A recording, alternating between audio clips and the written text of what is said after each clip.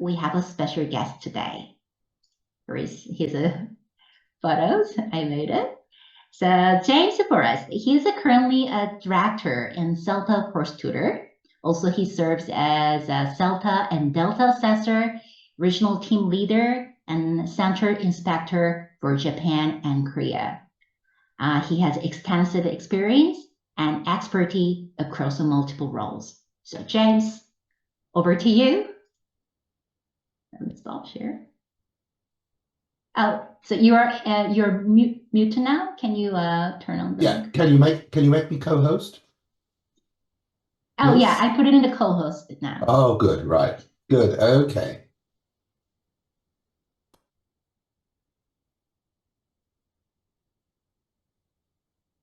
Okay. So good morning, all. Let's have a look.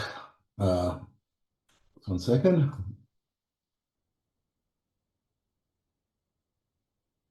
All right. So let's talk about some aspects of the CELTA course.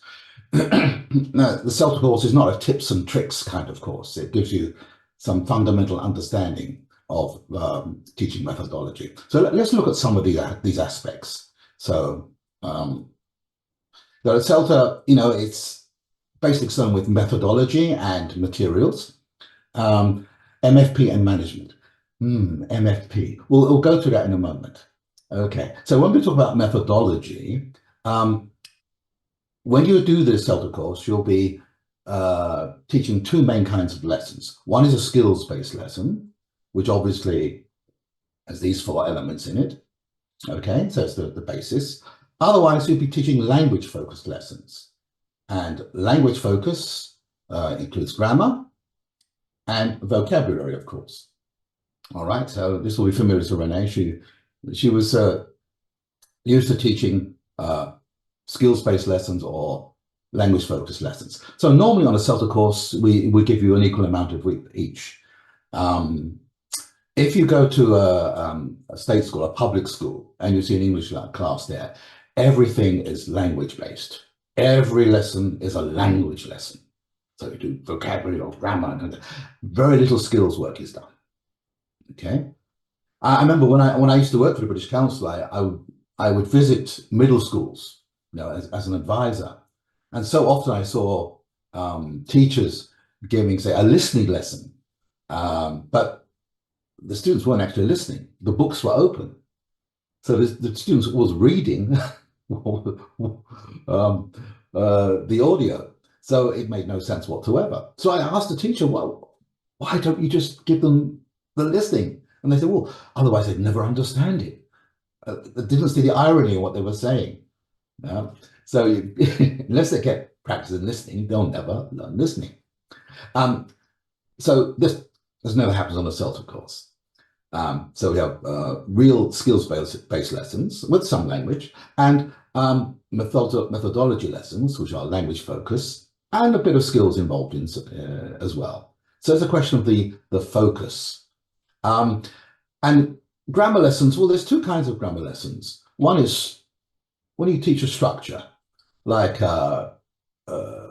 say present perfect or future continuous or something like that. What's the other kind of, could anybody suggest what the other kind of grammar lesson is, apart from structure? You can open your audio and let us know. Any suggestions? Or you can put it in the chat box if you like.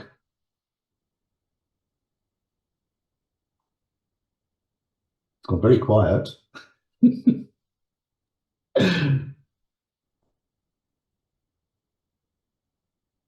Functions is the other language. So when you're teaching something like ways of apologizing, ways of complaining, or how to check in at the airport or order food in a restaurant, those are practically based, okay, with a series of specific expressions that you use. So this is also a grammar lesson. Use these different functions. And vocabulary, that's also a lesson type that we teach, but we don't call it, we call it lexis. So any idea why we say lexis rather than vocabulary when we talk about this kind of lesson? Any suggestions, guys?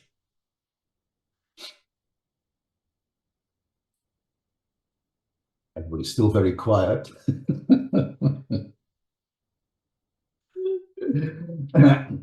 Well, when we think about vocabulary, it's really in terms of a single words. So like adjectives and nouns and so on, and particles and adverbs. This is vocabulary. But when we talk about lexis, we're talking about not just single words, but groups of words. So phrasal verbs, for example, idioms, out of the blue, or fixed phrases like, as far as I'm concerned, frankly speaking. I mean, these are all single items. When you say it arrived out of the blue, well, I mean, that's one fixed phrase. It's what we call a poly word. So we don't say out of the green or into the blue or whatever. It's one fixed phrase. Okay. So that's why we say lexis, that includes not just single word items, but also poly words as well. Phrases, idioms, phrasal verbs, fixed expressions, so on. So we have lessons where we focus on that kind of language as well. Okay. Now, for materials, there are different considerations when we're looking at materials. The first one is, excuse me, first one is context.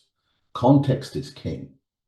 Whenever you're doing a skills-based lesson, it has to be a natural kind of passage, natural kind of text, not these artificial kinds of text that you see in public schools, in their school books.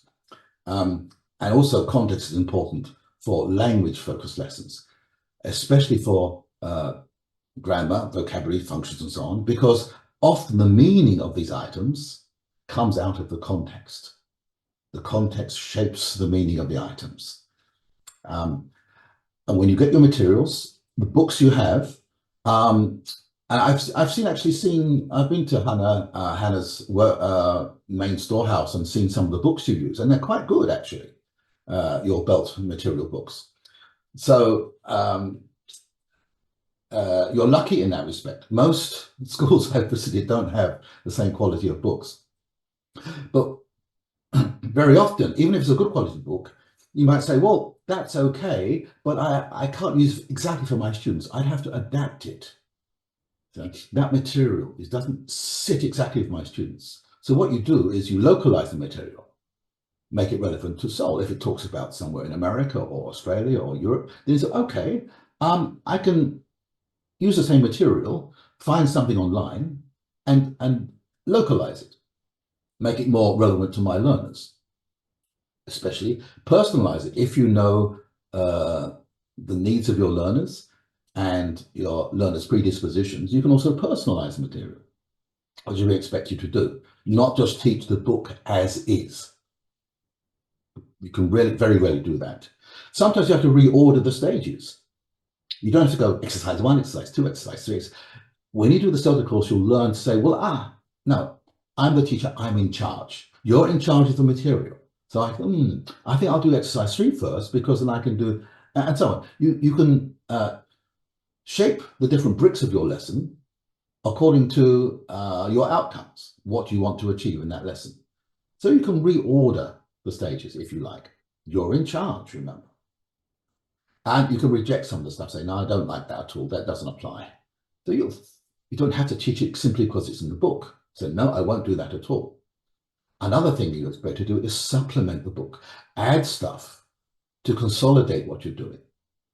Okay, so all of these things, materials, it's usually expression to cast the material. So choose the context, adapt, reorder, reject, and supplement. Okay, so that's what sort of stuff you'll be learning on the CELTA as well. Another important thing is management. In a face-to-face class, that's also important, of course, but we'll be doing this online. But as a manager, you have different roles. You are a conductor of the orchestra, if you like. You've got so many different instruments, your students, and you have to keep them in tune and keep them on the beat, right? And you organize the materials, you organize the activities. You're in charge of that. You also monitor when they're working. Go around, check what they're doing, help them, supplement their input, give advice. You don't necessarily have to give them the answers, but you may just point out, look at this word here, have a think. And so when you go around to the front, again, this is part of classroom management, you have an idea as a teacher what your students have done, who's done the best, who's got the answers, who hasn't. So when you do feedback, you know who to call on. You're not just calling on, okay, Mr. Lee, and Mr. Lee hasn't got the answers, and he's embarrassed as hell. Okay, so you don't do that. You know he's not got the answer. You don't ask him. Okay, you ask Miss Kim, she's got the answer. Okay, you're an informer. Other things you do, you're a language resource. You're also a cultural resource and a social resource. Because the socio-cultural aspects of, say, England, Australia, America, Canada are completely different from those in Korea. So, and this intersects with the language. And so you're expected to, and of course, the students are very interested in the differences. And so you're expected to be an informer about the language and culture as well. You're also the gatekeeper, which means you control who answers, when they answer, which group answers, how they answer, okay? And also sometimes a discipliner. This happens mostly with younger learners. But remember, this course is not to do with young learners. This is to do with adults, which I think, don't think we only mentioned, but usually from 16 upwards is what we consider adult classes. Now, the skills you learn on CELTA can be applied to middle school down to, say, 14, 13, something like that.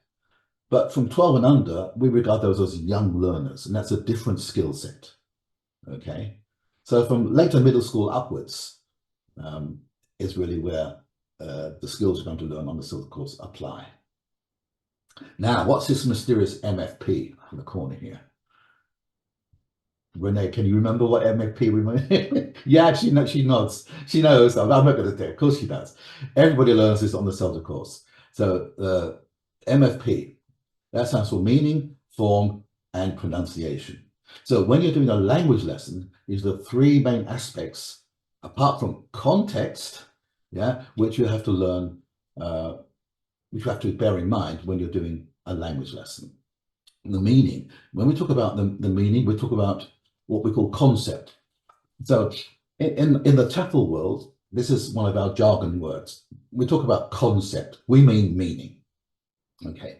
So what's the concept of this structure?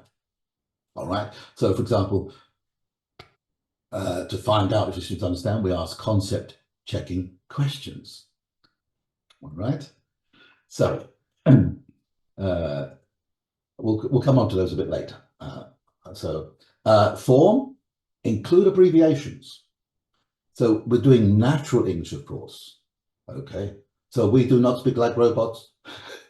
So we have to include natural English. So often in many Korean classes I see, people are taught the language word by word. Okay. Just like Korean, is in syllabographs, is brought in syllable blocks. So they try to teach English like blocks of syllables, but English is not like that. English blends, okay? So the blending we have to teach from the beginning, because I think I was reading Ted Gwillo's application, and he made an important point that learning the abbreviations also improves their listening, okay? Because then they'll know what to listen for. They're not listening out for these individual words because nobody speaks like that. The only thing that speaks like that is a speech generator or a robot.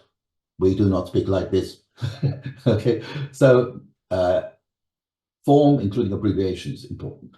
And of course, when we talk about pronunciation, it's got to be natural pronunciation. Okay, the way that a normal American and Brit, Australian would speak. And when you're teaching, you teach your own accent. Yeah. So students get used to different accents. They don't really notice the accents too much. Research has shown that students are mostly concerned with meaning, not accent. It only when they get to higher levels they start noticing real differences in accent. The only time they notice a different accent is when you, for individual words like tomato, tomato, banana, banana, that kind of thing. That's the only time they notice a difference. But that's at a lexical level. All right.